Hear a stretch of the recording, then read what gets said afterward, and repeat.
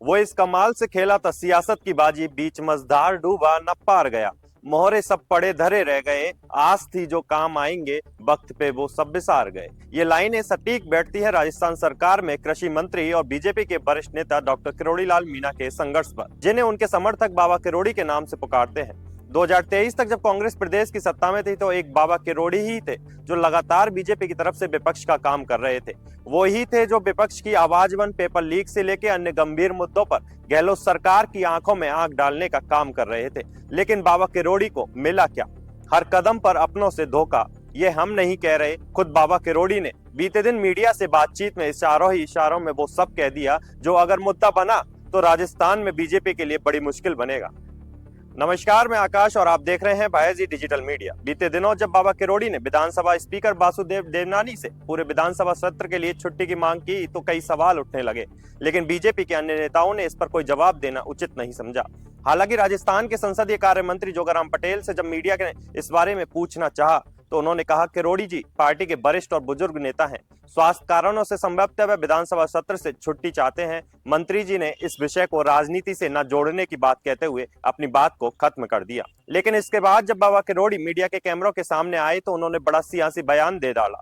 बाबा किरोड़ी ने कहा, संघर्ष तो करते रहते हैं, संघर्ष तो राजा सागर के पुत्रों ने भी किया था, उसका परिणाम भागीरथ को उसका नाम मिला। विधानसभा अध्यक्ष से पूछो, स्वास्थ्य किसी का भी खराब हो सकता है। समय मिलावट का है, हाँ में हाँ करते जाएंगे। आजकल मिलावट है, हाँ में हाँ करते जाएंगे तो रिश्ते लंबे चलेंगे। अब हाँ जी के दरबार में ना जी कोई कहेगा तो वह मरेगा। मेरी यहाँ कहने की आदत तो नहीं। बाबा किरोड़ी यहीं नहीं रुके, उन्होंने कहा, मैं जो कहता हूँ वह सच कहता हूँ। मुझे इस बात का दर्द है और सब जानते हैं कि 5 साल तक विपक्ष की भूमिका किसने निभाई। मुझे पत्रकार वार्ता भी नहीं करने दी गई पार्टी कार्यालय में, लेकिन मैं सड़क पर लड़ता रहा। उसके आधार पर हम सत्ता में आए हैं और वह मुद्दे जब मरते हैं तो उनका परिणाम नहीं निकलता तो मैं भी मर जाता हूँ। मुझे भी दुख होता है। युवाओं के साथ कुठाराघात करने वाले, पेपर लीक करने वालों पर कार्रवाई होनी चाहिए। वीरांगनाओं को पिछले राज्य में अपमानित किया गया और अब इस राज्य में भी अपमानित किया जा रहा है। बीसलपुर में गाज निकलने का ठेका दिया गया है, गाज निकलने के बदले बजरी निकाली जा रही है। 7 करोड़ की रोज बजरी निकाली जा रही है, हमारी आंखों के सामने निकल रही है। ऐसे बहुत से मामले हैं जिन्हें मैं बताऊंगा। चलिए आपको सुनाते हैं वो पूरा वीडियो जिसमें बाबा किरोड़ी ने मीडिया से बातचीत करते हुए अपनी सरकार के खिलाफ जमकर जहर उगला है। संघर्ष तो करते ही रहते हैं, संघर्ष तो राजा सागर के पुत्रों ने भी किया था, लेकिन वो तो भागीरथ को उसका वो मिला ना नाम। दिक्कत है इससे क्या? आपकी जो एक एप्लीकेशन थी छुट्टी की, क्या विधानसभा अध्यक्ष जी ने मंजूर कर? वो तो आप विधानसभा अध्यक्ष जी से पूछो। कैसा सर आपका स्वास्थ्य एकदम सही है। स्वास्थ्य तो कभी भी खराब हो जाए, किसी को बुखार हो जाए, किसी का बुढ़ापे में पेशाब बंद हो जाए। स्वास्थ्य का क्या पता कब जवान को अटैक आ जाता है आजकल। तो ये तो सब विशेष वजह क्या है? देखो ऐसा है,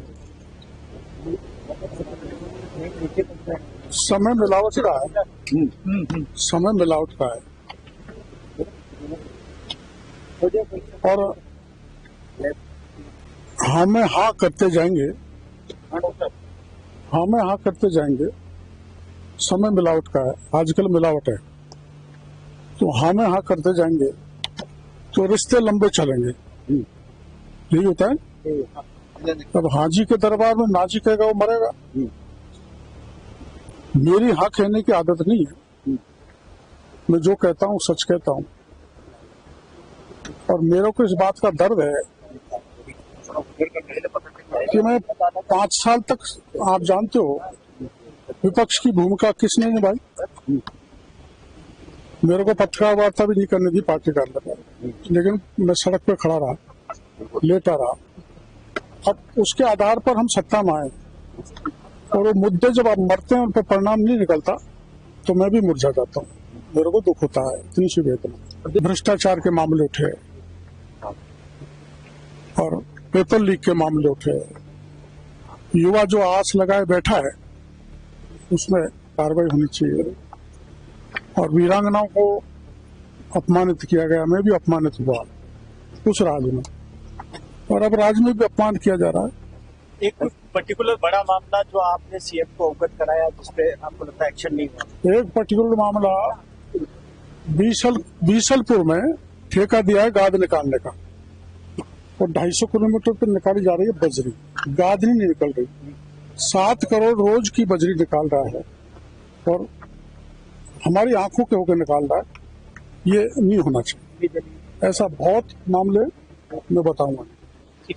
आपने किरोड़ीलाल मीणा, जो राजस्थान की भजनलाल सरकार में न सिर्फ कृषि मंत्री हैं बल्कि मंत्रिमंडल के सबसे वरिष्ठ सदस्य भी हैं, करीब 73 साल के हो चुके और बीजेपी का नियम है कि पार्टी 75 साल पूरा होते ही अपने नेताओं को रिटायरमेंट दे देती है। अगर ये मान भी लें तो बाबा किरोड़ी के पास बीजेपी के अंदर राजनीति में सक्रिय रहने के लिए अब सिर्फ 2 साल और बचे हैं। संभवतः वे अगला चुनाव भी ना लड़े। आखिर बाबा किरोड़ी किस उम्मीद पर राजनीति में सक्रिय रहेंगे, उन्हें जब हर कदम पर अपने लोगों से ही धोखा मिल रहा हो। चाहे उपचुनाव में उनके भाई जगमोहन मीणा को मिली हार की बात करें, समराप्ता में हुआ नरेश मीणा एसडीएम थप्पड़ कांड की बात करें, या फिर एसआई भर्ती पेपर लीक मामले में उनके द्वारा युवाओं से किए गए वादे टूटने की बात करें, जब हर जगह बाबा किरोड़ी को दरकिनार कर दिया गया है, बावजूद अब बाबा किरोड़ी क्या करेंगे? यह सवाल सभी के जहन में घूम रहा है। लेकिन बाबा किरोड़ी का जो लेटेस्ट बयान सामने आया है, उसके अंत में उन्होंने यह बोला है कि वह कई मामले अभी उजागर करेंगे। अब देखना होगा कि बाबा किरोड़ी बीजेपी से बागी होकर अपनी आगे की लड़ाई लड़ेंगे या फिर बीजेपी में ही रहकर अपनी पार्टी के लिए सिरदर्द पैदा करेंगे। इन सब के बीच जो भी होगा, बायाजी डिजिटल मीडिया पल पल की अपडेट आप तक पहुंचाता रहेगा।